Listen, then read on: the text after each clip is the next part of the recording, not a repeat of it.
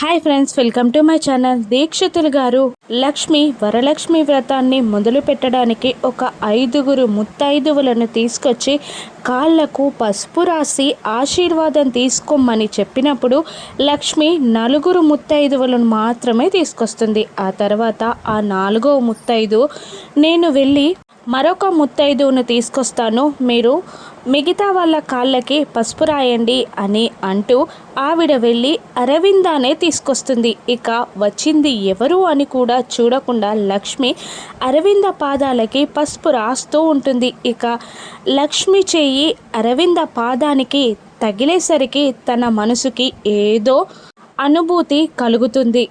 తనకు తెలిసిన వాళ్ళెవరో తనకి పసుపు రాస్తున్నట్టు అరవింద మనసుకి తెలుస్తూ ఉంటుంది. ఇక 5గురు ముత్తైదువులకి పసుపు రాసిన తర్వాత లక్ష్మి పైకి లేచి నిలబడి అరవిందాన్ని చూసి షాక్ అవుతుంది. ఇక అరవింద కూడా లక్ష్మిని చూసి లక్ష్మి అని షాక్ అవుతుంది.